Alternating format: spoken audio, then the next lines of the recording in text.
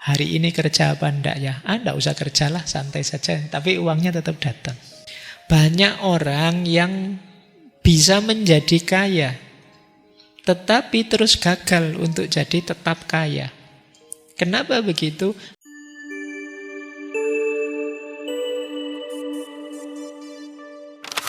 Assalamualaikum warahmatullahi wabarakatuh. Bismillah, mari kita lanjutkan lagi belajar kita, ngaji kita. Housel ini punya tesis begini, doing well with money has a little to do with how smart you are and a lot to do with how you behave. Mengelola uang itu sebenarnya tidak terlalu banyak berhubungan dengan kecerdasan. Lebih banyak berhubungan dengan perilaku. Jadi berhasil atau tidaknya kita mengelola uang dengan baik itu sebenarnya perilaku kita. Bukan how smart. Kalau sekedar kecerdasan kita, mungkin kita cerdasnya luar biasa, tapi tidak selalu ideal teori, ideal konsep yang di kepala kita itu terus kita bisa menerapkannya. Kita tahu kok misalnya nabung itu baik, boros itu jelek. Tapi kan untuk bisa mengendalikan agar kita tidak boros, lebih milih nabung, itu behavior kita yang lebih berpengaruh. Kebiasaan kita, perilaku kita. Kalau sekedar ideal itu mungkin kepala kita sudah ngerti, otak kita sudah isinya teori macam-macam banyak. Tapi kenapa sulit diterapkan? Behave kita. Ini mungkin berlaku tidak hanya untuk konteks uang. Untuk konteks ilmu mungkin juga begitu. Kenapa sih Pak, saya merasa wawasan saya sudah banyak, sudah luas sekali. Saya hari ini sudah belajar macam-macam. Dari online langsung di kampus. Tapi hidupku kok begini-begini saja. Tidak berubah-berubah. Saya sudah tahu ini baik, ini buruk, ini ideal, ini tidak. Tapi kok mengubahnya, menerapkannya dalam hidup susah. Karena behavior kita. Perilaku kita sehari-hari tidak kompatibel dengan ideal yang ada di kepala, tidak cocok. Oke, baik. Yo nanti bisa kalian cermati sendiri ya. Keseharianku yang tidak cocok dengan idealku apa, itu mesti ketemunya banyak. Maka malam hari ini Housel mengajarkan kita mengubah mindset, mengubah perilaku di hadapan money, di hadapan uang. Oke, kita lanjutkan. Nah, selanjutnya Housel juga membedakan antara rich and wealth. Rich itu kaya. Sebenarnya maknanya sama, cuma wealth itu orang sering menerjemahnya kekayaan. Kata Housel, you can be wealthy and not rich. You can be rich and not wealthy. Ini kalau diterjemah letter bisa, engkau bisa kaya tapi sebenarnya tidak kaya. Bisa juga tidak kaya tapi sebenarnya kaya. Itu bulatnya. Tapi sebenarnya maksudnya beda. Kita sering menganggap sama. Rich itu kaya, itu kekayaan yang tampak, uang yang tampak. Kalau wealth itu uang yang tidak terlihat. Kalau uangnya saya simpen di tabungan itu wealth. Tapi begitu saya belikan HP itu rich. Ya. Sudah dalam wujud laptop Pak, itu rich. Tapi ini aset Pak saya simpen, siapa tahu nanti saya ada kebutuhan ya saya pakai. Itu wealth. Ini tidak sama. Kata Housel, kekayaan yang sejati itu bukan yang kita pamerkan. Justru yang kita simpan. Jadi kekayaan itu yang aset yang belum kita belanjakan. Itulah kekayaan sejati. Jadi ya, ini kebalikan ya, ini teorinya agak unik. Berarti kalau kalian lihat temanmu mobilnya mewah ya, rumahnya besar sekali ya, itu belum jadi parameter dia benar-benar kaya. Bisa saja mobilnya mewah, rumahnya besar, tapi utangnya juga banyak. Tidak bisa jadi ukuran.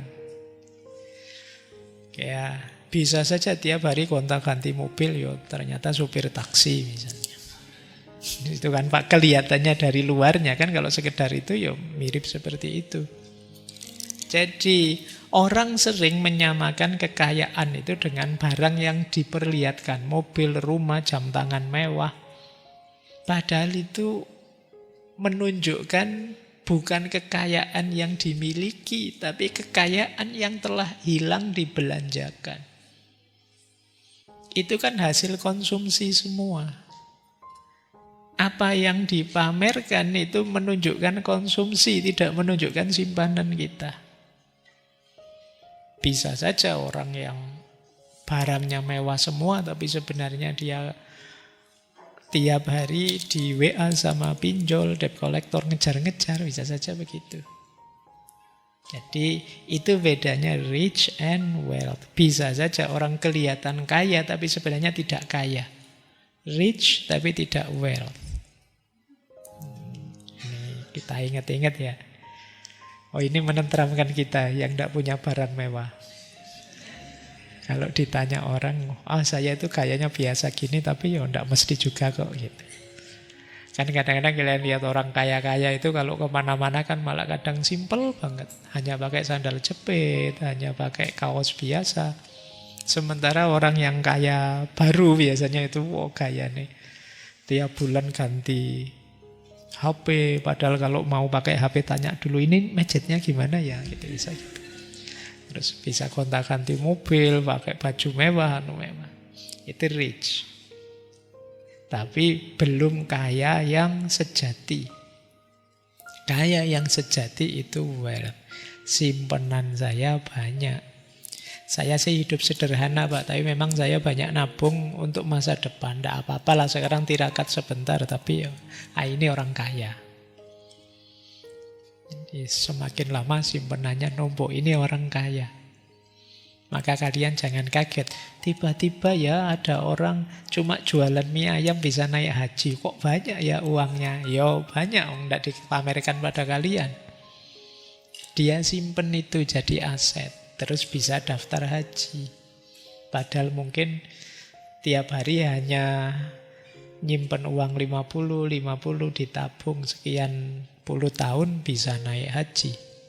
Kalian yang mungkin income-nya besar-besar tidak bisa-bisa naik haji karena ya itu tadi, kalian kesusu ingin membelanjakannya. Kesusu ingin menjadikannya konsumsi.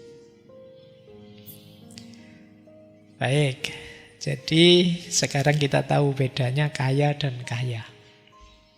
Kaya yang sejati dan kaya yang cuma pameran saja. Baik, nah konsepnya sama sekarang. Perlu juga, kata Husserl, kita membedakan antara getting wealthy dengan staying wealthy. Getting wealthy itu gimana kita menjadi kaya. Kalau staying wealthy, gimana kita mempertahankan kekayaan. Ini dua hal yang berbeda. Salah lumus kita gugur, nggak jadi orang kaya kita. Gimana caranya jadi kaya dan gimana caranya tetap kaya. Kata Husserl, untuk jadi kaya ini awal tetap ya. Diperlukan semangat, kerja keras, berani spekulasi. Ini untuk jadi kaya. Tidak putus asa, jatuh bangun lagi. Itu getting wealthy. Mendirikan bisnis, beli saham, meminjam untuk usaha. Ini getting wealthy namanya. Nanti mentalnya harus disesuaikan kalau sudah kaya dan ingin mempertahankan. Tidak bisa lagi pakai mental lama, bisa bahaya. Untuk staying wealthy, ini setelah punya aset, ya kita lebih banyak butuh perlindungan, manajemen resiko. Mungkin menyimpan dana sebagian untuk jaga-jaga, asuransi. Tidak berani lagi terlalu banyak spekulasi, harus lebih hati-hati. Mentalnya beda. Ketika menuju kekayaan mungkin kita harus lebih berani. Spekulasi ini, nyoba itu. Tapi ketika mempertahankan ya harusnya tidak senekat itu. Kalau dianalogikan mungkin getting wealthy itu seperti orang naik ke puncak gunung. Harus mengerahkan tenaga, berani, semangatnya tinggi. Sementara staying wealthy itu sudah di atas gunung kita. Maka yang kita lakukan apa? Berusaha agar tidak kepleset, tidak tergelincir. Butuh seimbang, fokus, waspada. Ini staying wealthy. Banyak orang yang bisa menjadi kaya, tetapi terus gagal untuk jadi tetap kaya. Kenapa begitu? Mentalnya tidak berubah seperti waktu getting. Terlalu berani spekulasi, terlalu berani mengambil resiko. Tidak tahu kapan harus berhenti, pokoknya ingin ekspansi terus. Salah satunya mesti terus gagal, jatuh. Ini staying wealthy. Jadi yang satu getting wealthy, yang satu staying wealthy. Ini mentalitasnya berbeda, tidak boleh sama. Baik, ini kalian ingat-ingat ya, saya tahu tidak bisa sekarang menerapkannya. Mungkin besok-besok kalau kalian usaha, kalau kalian sedang berjuang, ada beda strategi ya antara proses menjadi kaya dan bertahan agar tetap kaya. Cuma kekayaan yang hakiki ya, bukan kekayaan yang sekedar untuk dipamerkan, yang rich tadi. Ini pentingnya dulu kita punya konsep hidup yang sederhana saja, yang minimalis saja. Biar apa? Biar kekayaan kita, kekayaannya sejati. Tidak sekedar kekayaan untuk dipamerkan. Sekarang kan banyak kita belanja hal-hal yang sebenarnya kita tidak butuh, hanya untuk pamer saja sih. Mungkin ada yang pegang HP lebih dari 3, kalau kemana-mana dijajar-jajar gitu. Kemudian ada yang ganti mobil tiap tahun, ganti laptop terus-terusan. Ini kemungkinan dia orang kaya tapi jenis rich, bukan yang wealthy. Baik, kita lanjutkan. Oke ya, itu mental kaya berarti penting. Sekarang lanjutannya. Hal mentality terhadap kekayaan yang lain. Ada konsep dalam bukunya Housel itu, istilah beliau seduction of pessimism. Yang kontrasnya adalah rational optimism. Godaan untuk pesimis melawan optimisme yang rasional. Di antara yang membuat kita sulit kaya, kalau bahasa sederhananya itu tidak dapat banyak uang, banyak di antara kita yang lebih memilih pesimis. Jadi makanya istilahnya seduction, seduktif itu godaan. Kita digoda untuk pesimis. Ya karena pikiran kita itu biasanya kan suka mengarah-mengarah yang nanti kalau gini gimana, kalau gitu gimana. Biasanya jatuhnya terus pesimis, jadi kita tidak berani. Kenapa sih pesimis itu kok rasanya begitu menggoda? Kata kalau di Housel ada beberapa alasannya sih. Yang pertama, karena biasanya orang itu kalau sudah pesimis itu kelihatannya kayak serius banget. Iya ya. ini bisa saja gagal. Kalau begini nanti saya bisa rugi sekian, bisa. Itu kelihatan orang yang mikir, orang ngeritik, itu kan biasanya nyari sisi negatifnya. Itu kan jenis pesimis, itu rasanya lebih mantep daripada orang yang bilang, udahlah bismillah, mulai sajalah, tidak tahu besok apa. Gitu. Itu kita rasanya kurang dalam. Orang yang pesimis itu rasanya lebih dalam. Bismillah ya, nanti Indonesia 2045 emas generasinya. Tapi kita, ala emas gimana? Coba dilihat yang sekarang. Diajak pesimis itu lebih gampang. Emas gimana Pak? Mungkin ya lebih cemas Pak. Faktanya coba dilihat. Nah, terus kamu cari semua fakta yang menggiringmu untuk pesimis. Ini biasanya sering-sering kerjaannya orang pinter. Pertimbangannya banyak, akhirnya tidak melakukan apa-apa. Mikirnya ketahuan. Jadi itulah kenapa kadang saya bilang orang itu kalau usianya sudah tinggi, tambah dewasa, tambah pinter, itu biasanya terus kalau diajak nikah susah. Pertimbangannya banyak. Nanti kalau begini bisa enggak ya? Bisa enggak ya saya membahagiakan istri? Bisa enggak ya saya pokoknya pikirannya panjang, beradaptasi dengan keluarga. Akhirnya enggak jadi-jadi nikah. Ketahuan mikirnya. Nah, ini sama sindrom sedaktif pesimisme itu. Orang itu cenderung mikir negatif-negatif saja. Rasanya kalau sudah ngomong jeleknya itu rasanya sudah mantep kita. Kadang-kadang sudah rapat, sudah hampir disepakati, terus muncul orang pinternya, coba dipertimbangkan lagi ya. Wah, itu susah wis. Akhirnya bubar semua, malah tidak jalan sudah. Nanti dalam ekonomi juga begitu. Mungkin nanti sebagian kalian akan mengalami ini. Pingin sifat investasi, tapi nanti kalau rugi gimana Pak? Kalau ditipu orang gimana Pak? Kalau tiba-tiba terjadi krisis gimana Pak? Pikiranmu macam-macam. Terus akhirnya ya tidak jadi. Terus uangnya habis buat beri pulsa sama kuota. Jadi kenapa pesimisme itu menggoda? Ya karena rasanya lebih serius. Menunjukkan kita lebih hati-hati. Lebih mudah menarik perhatian. Berita pun biasanya yang dicari kan yang jenis pesimis ini. Yang tidak pesimis tidak jadi berita. Coba dicek.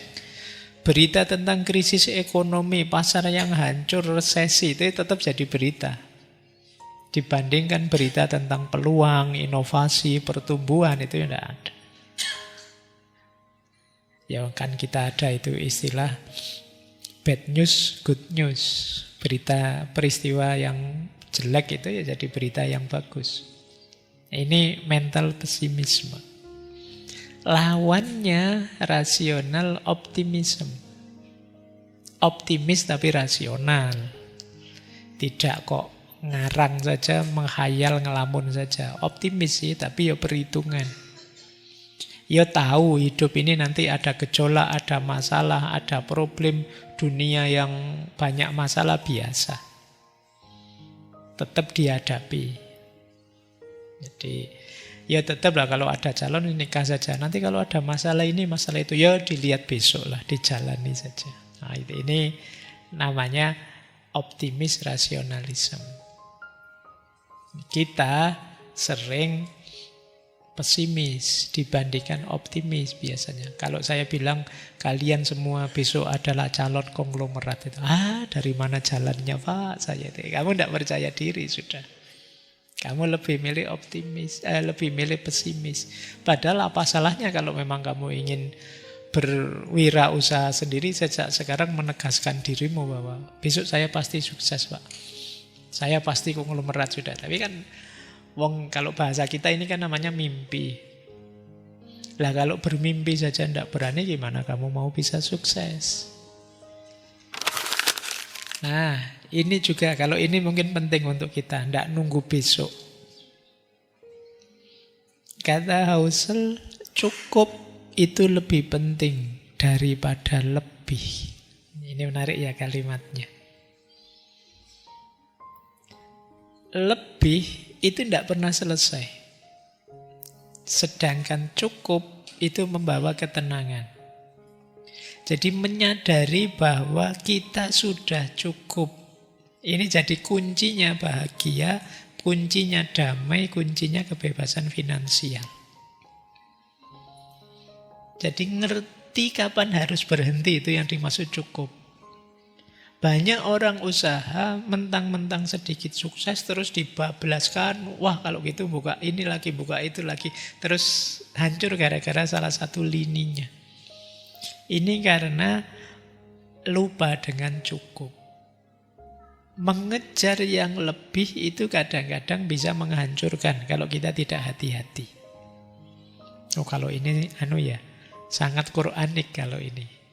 Alhaakumut takasur hatta zurtumul maqabir. Jadi engkau akan berlomba-lomba untuk berlebihan, berbanyak-banyakan, dan itu sampai mati. Jadi kata Housel, banyak orang kehilangan semuanya bukan karena tidak pinter, tapi karena tidak tahu kapan harus berhenti. Jadi banyak orang sudah kaya, sudah sukses, tapi masih ingin ngambil resiko ini, resiko itu. Terus akhirnya malah bangkrut. Contohnya banyak sudah. Kayak orang main judi. Ini semoga di sini tidak ada ya pemainnya judi online. Orang main judi itu jangan dikira dia bisa berhenti kalau menang.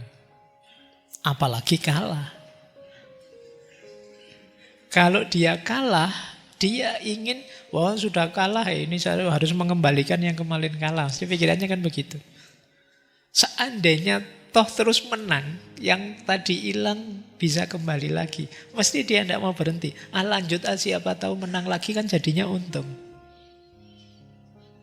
Jadi akhirnya orang yang kecanduan judi itu dia tidak menemukan titik di mana dia harus berhenti. Karena ketika rugi dia ingin mengembalikan kerugian itu. Dan ketika menang dia ingin menang lebih banyak. Jadi dua-duanya tidak ada berhentinya. Kadang orang bisnis juga begitu, mengelola keuangan juga begitu. Tidak tahu kapan harus berhenti. Ya karena memang ambisinya tidak ada putusnya. Ini yang harus jadi pengingat teman-teman besok ya. Jadi ngerti cukup itu lebih penting daripada lebih.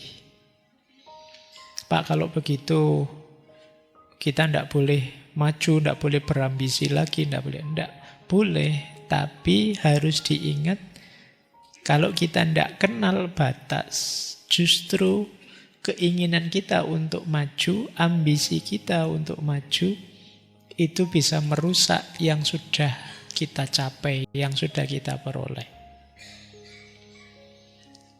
Jadi cukup lebih penting daripada lebih.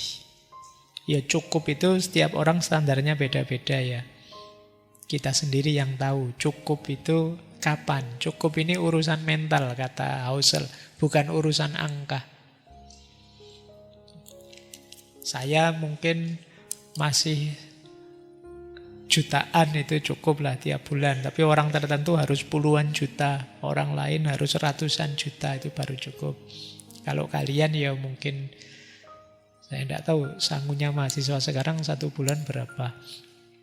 Zaman saya dulu jadi mahasiswa satu bulan sangunya 50.000.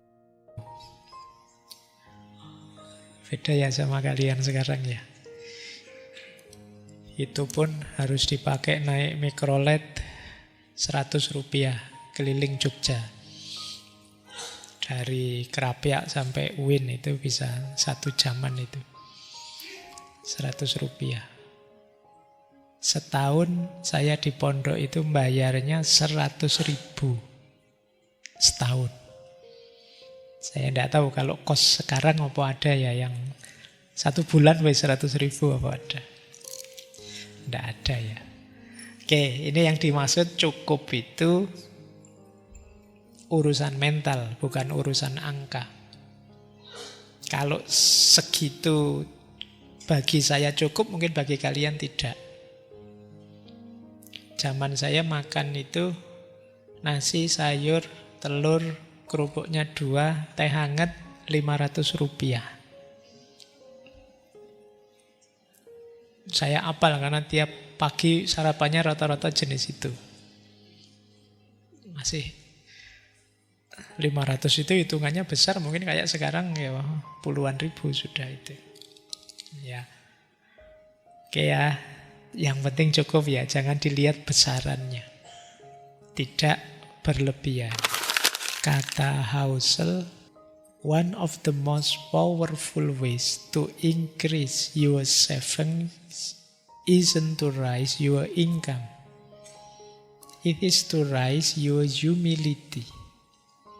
Salah satu cara paling ampuh untuk meningkatkan tabunganmu bukan dengan meningkatkan penghasilanmu, melainkan dengan meningkatkan kerendahan hatimu. Humility. Jangan sombong lah, jangan sok pamer lah, menghabiskan uang banyak. Gaya hidupnya diturunkan sedikit, yang lebih humble, yang lebih rendah hati. Nah, maka savingnya jadi lebih banyak. Tidak apa-apalah, HP-nya sudah 5 tahun tidak ganti, tidak apa-apa, atau bisa dipakai. Laptopnya sejak zaman semester 1, sekarang S3 juga masih ini, tidak apa-apa, masih bisa dipakai. Rendah hati saja. Nah, savingmu akan lebih banyak. Jadi, tidak harus dengan meningkatkan penghasilan untuk bisa memperbanyak saving. Cara paling mudah, ubah gaya hidup. Yo, kalau dalam Islam yo poso lah Senin Kemis. Masih kurang banyak. Puasa ditambah 3 hari, 13, 14, 15 tiap bulan. Masih kurang. Puasa Daud. Sehari puasa, sehari tidak. Oh, savingmu banyak itu. Oke ya, itu maksudnya apa? Gaya hidupmu gantilah. Jangan terlalu boros, seperti tadi ya. Jangan belanja dengan dasar gengsi, tapi belanjalah dengan dasar fungsi. Kalau memang masih berfungsi, ya kenapa harus ganti? Termasuk baju, termasuk pakaian. Dulu seperti di minimalisme itu kan malah kita diminta bersih-bersih lemari, barang yang tidak penting, sudahlah dikeluarkan saja. Bikin sumpek. Kan pernah saya bilang, baju itu mungkin kita sebenarnya cuma butuh 3. Di lemarimu ada berapa? Banyak ya, sampai tidak kadang ya itu kena pengaruhnya Shopee dan kawan-kawan itu ya. Setiap hari ada saja paket baju, paket apa itu. 3 itu kan yang satu dipakai, yang satu dicuci, yang satu ditaruh lemari. Cukup. Besok yang dipakai dicuci, yang dicuci ditaruh lemari, yang ditaruh di lemari kita pakai. Dan kan muter gitu, jadi 3 cukup. Kalau sudah jelek, rusak, ya yang rusak diganti. Kan itu saja, tidak harus mencadang sebanyak itu. Tapi kan beda-beda Pak. Ini baju tidur, ini baju nongkrong, ini baju kuliah, ini baju Allah kayak siapa saja. Oh, level kita itu yo. Baju kuliah, baju sholat, baju tidur, baju mandi ya wis kuwi. Ya, baik. Ini cara meningkatkan saving. Lanjut ya. Bersiap menghadapi ketidakpastian itu lebih penting daripada memprediksi masa depan. Kadang-kadang kita itu lebih sibuk ngukur besok kira-kira seperti apa, terus baru kita merancang investasi. Tapi kata Housel, ada yang lebih penting daripada ngeramal-ngeramal begitu. Wong hidup ini kadang diramal seperti apa ya meleset. Yang lebih penting apa? Siap saja menghadapi segala sesuatu. Akan lebih enak. Jadi kenapa sih prediksi masa depan itu Tidak bisa dijadikan sandaran, ya karena dunia ini kompleks. Berubahnya cepat, kita sudah ngitung detail. Pak, ini dalam waktu sekian bulan minimal akan kembali modal sekian, terus paling tidak di tahun kesekian akan. Ini kan ramalan kita. Tiba-tiba ada pandemi 2 tahun. Selesai sudah. Dunia tidak sesimpel itu. Banyak hal besar yang mempengaruhi hidup ini. Keuangan kita juga terpengaruh. Dan ini tidak bisa diprediksi. Krisis ekonomi itu 98 itu mungkin tidak banyak orang yang memprediksi sebelumnya tahun itu ada krisis heboh besar-besaran. Situasi berubah sangat drastis. Pandemi juga begitu. Inovasi teknologi. Semua orang kaget. Sekarang teknologi begitu cepatnya berkembang. Sebentar lagi manusia tidak kepake lagi. Dosen-dosen sekarang tidak ada gunanya, diganti ChatGPT. Ya kan, ini kan tidak terprediksi sebelumnya. Belum lagi perubahan geopolitik, perang di sana, perang di sini, konflik ini itu. Nah, jadi daripada kita sibuk meramal, kata Husserl, ayolah, lebih baik begini saja. Kita siapkan diri kita untuk menghadapi apapun yang mungkin terjadi besok. Ini lebih membuat kita tentram. Kalau situasi baik-baik saja, alhamdulillah kita siap. Seandainya ada hal darurat terjadi di luar prediksi, kita juga sudah siap.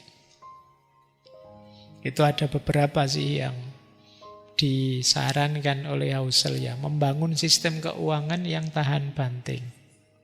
Contohnya apa? Kita harus selalu punya dana darurat. Sisihkan sebagian kecil uang kita untuk hal tak terduga. Saya tidak tahu, kalian mentradisikan itu tidak harus selalu kita pegang uang untuk yang tak terduga. Jangan dihabiskan semuanya, meskipun tahu besok orang tua ngirim lagi, tapi pastikan kalian selalu pegang dana tak terduga. Kemudian kalau memang modalmu banyak, ingin investasi, kata Husserl, jangan ditaruh semua di satu keranjang. Boleh investasi ini, yang lain ke sana, yang lain ke situ. Dalam rangka kalau sini gagal, sini masih ada. Ini kalau uangnya banyak ya. Yo. Kalau uangnya banyak, maksudnya jangan uangnya banyak ditaruh di situ semua. Kalau kamu taruh di situ semua, kalau yang di situ jatuh ya jatuh. Kemudian jangan terlalu optimis, juga jangan terlalu serakah. Selalu sadari batas. Terus ingat-ingat namanya margin of safety. Batas aman. Kita harus hidup tidak berlebihan, di bawah ambang aman. Kalau memang dalam 1 bulan itu maksimal, misalnya kita kuatnya belanja sekian juta misalnya, ambil bawahnya sedikit. Jangan dipas.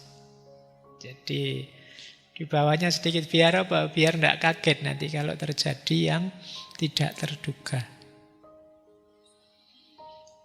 Kata Husserl, tujuan utamanya bukan kok kita jadi benar setiap saat, tapi bagaimana caranya kita tetap hidup dan stabil saat kita salah. Salah kalkulasi, salah prediksi itu ya tidak apa-apa. Gagal ternyata prediksi saya keliru, tidak apa-apa. Saya sudah menyiapkannya kalau gagal. Jadi bersiap menghadapi ketidakpastian itu lebih penting daripada memprediksi masa depan. Bukan berarti tidak boleh, tapi dahulukan bersiap menghadapi ketidakpastian. Baik, kita lanjutkan. Ini menarik. Di bukunya Husserl ada istilah man in the car paradoks. Paradok orang dalam mobil. Ini mungkin nyindir orang yang suka pamer. Jadi paradok ini terjadi, kata Husserl, ketika seseorang membeli barang mahal, misalnya mobil mewah, harapannya dia biar orang lihat mobil kita itu terus kagum,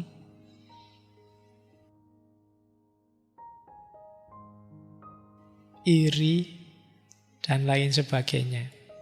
Kata Husserl, orang itu kan inginnya, misalnya saya beli mobil baru, saya membayangkan orang lihat saya itu iri pada saya, kagum pada saya. Padahal kata Husserl, itu sebenarnya orang tidak kagum pada saya. Orang hanya kagum pada mobilnya saja, bukan orangnya. Di buku itu contohnya begini. Ketika seseorang melihat orang mengendarai Ferrari misalnya, mereka tidak berpikir, wow orang itu hebat. Tapi cenderung berpikir, kalau aku punya mobil itu, keren mungkin ya. Jadi orang tidak mikir kita, yang dipikir dia di mobil itu. Maksudnya apa? Kekaguman orang itu diarahkan tidak pada pemiliknya, tapi bayangan mereka kalau memiliki hal itu. Teman-teman misalnya lihat ada rumah bagus, mewah, luar biasa. Apa mikir orang yang punya rumah? Yang kita pikir, seandainya ya saya punya rumah kayak gitu. Saya tetap, bukan kalian yang punya rumah. Ini namanya man in the car paradox. Maksudnya apa sih analogi ini? Kita itu sering salah mengira bahwa kalau kita kaya dan orang tahu kita kaya, terus orang kagum pada kita. Padahal enggak. Orang itu hanya sibuk memproyeksikan keinginan mereka sendiri dalam barang-barang yang kita miliki. Jadi kita yang suka pamer, termasuk pamer status, pamer barang, ini sebenarnya tidak efektif. Orang tidak sepenuhnya menghargai kita. Kata Husserl, pengakuan sejati itu tidak datang dari penampilan luar. Kalau kita ingin benar-benar dihargai orang, tujuan kita dihormati orang lain, maka sikap kita, karakter kita, integritas kita itu jauh lebih berdampak daripada barang-barang kita. Kalau ingin yang dilihat orangnya, jangan cuma pamer mobilnya. Yuk jadi orang baik, coba yuk naik mobil saya bareng-bareng, yuk jalan-jalan, itu baru orangnya dilihat. Tapi kalau hanya pamer saja, enggak. Orang hanya memproyeksikan, membayangkan keinginannya pada barang kita. Apakah itu mobil, apakah itu rumah, bahkan mungkin apakah itu pasangan misalnya. Jadi jangan dikira orang melihat kita, ya kalau memang kalian mamerkan pasanganmu, yang dilihat pasangannya. Seandainya ya pasangan saya kayak gitu, itu mikirnya ke situ mesti. Jadi pamer itu tidak efektif untuk kita memancing penghormatan, penghargaan orang lain. Kalau ingin penghormatan, penghargaan orang lain, bukan pamer yang harus kita lakukan, tapi kebaikan. Integritas, sikap dan karakter dan lain sebagainya. Jadi nanti ingat-ingatlah man in the car paradox. Paradok orang di dalam mobil. Oke. Kita lihat sekarang finalnya. Semua konsep-konsep tadi yang dijelaskan, pada akhirnya apa sih tujuannya pengelolaan uang dengan baik tadi? Menurut Husserl, tujuan akhir uang adalah memberi kebebasan kita. Ini sering terbalik. Kita sering sebaliknya justru dibelenggu oleh uang. Orang kaya yang sejati itu dia dibebaskan oleh uangnya. Kalau kita jadi takut begini, takut itu, takut uang kita berkurang, ini belum kaya yang sejati. Orang yang sukses mengelola uangnya itu adalah orang yang dibebaskan oleh uang. Gambarannya seperti ini, kata Husserl. Uang itu paling bernilai bukan karena kita bisa membeli mobil, membeli rumah atau kemewahan. Tapi dengan banyak uang kita bisa memiliki diri kita, ngatur waktu kita suka-suka. Itu orang sukses namanya. Jadi orang yang paling kaya itu bukan yang paling banyak kekayaan materinya, tapi orang yang bisa, ini paling tidak ya, hari ini kerja apa enggak ya? Enggak usah kerjalah, santai saja, tapi uangnya tetap datang. Hari ini ke kantor enggak? Biar saja sudah ada yang ngurusi, jalan-jalan aja lah. Tapi uangnya, ini orang merdeka sudah. Libur sajalah hari ini. Gitu kan. Jadi ini orang yang sudah merdeka. Termasuk menolak hal yang tidak cocok dengan nilai hidupku. Di sini saya kok diatur-atur kayak gitu, padahal saya tidak suka itu. Sudahlah, tidak bisa lah. Ini merdeka. Di sini kok tidak boleh ngerokok, padahal saya suka ngerokok. Kalau gitu saya keluar saja. Nah, itu kalau berani begini kalian merdeka. Orang kaya itu orang yang bisa mengatur waktunya sendiri, mengendalikan dirinya sendiri. Jadi dia bebas, apa keinginannya dia wujudkan. Banyak orang, kata Husserl, mengejar uang, tapi terus dia terikat dengan pekerjaannya, stres, dikejar-kejar keinginan konsumtif ini, konsumtif itu. Dan ini masalah, kata Husserl. Ternyata uang malah membelenggu kita. Oleh karena itu, ayo kita menjadikan uang sebagai jalan kebebasan. Caranya bagaimana? Itu di situ antara lain di buku itu disebutkan, misalnya yang pertama, gaya hidup kita ayo sesuai kemampuan saja. Keinginannya jangan aneh-aneh dan tahu kapan berhenti. Ini membuat kita terbebaskan. Kalau kita punya keinginan banyak yang aneh-aneh, biasanya terus dikejar-kejar target ini, target itu. Kita tidak bisa menikmati uang bahkan. Yang kedua, punya dana darurat, kata Husserl. Apapun yang terjadi, bahkan mungkin sampai di PHK lah, tidak punya ini, tidak punya itu. Tapi ketika kita punya dana darurat, kita masih aman. Tidak apa-apalah, ini prinsip. Kalau saya tidak boleh itu, ya sudah saya keluar, tidak apa-apa. Masih bisa survive, saya masih punya dana darurat. Ini membuat kita bebas. Kemudian yang ketiga, uang agar bisa jadi jalan kebebasan kita, mari menghindari perbandingan sosial yang tidak sehat. Yang membuat kita tadi terburu-buru, stres, dikejar pekerjaan ini itu, biasanya karena kita membanding dengan yang lain.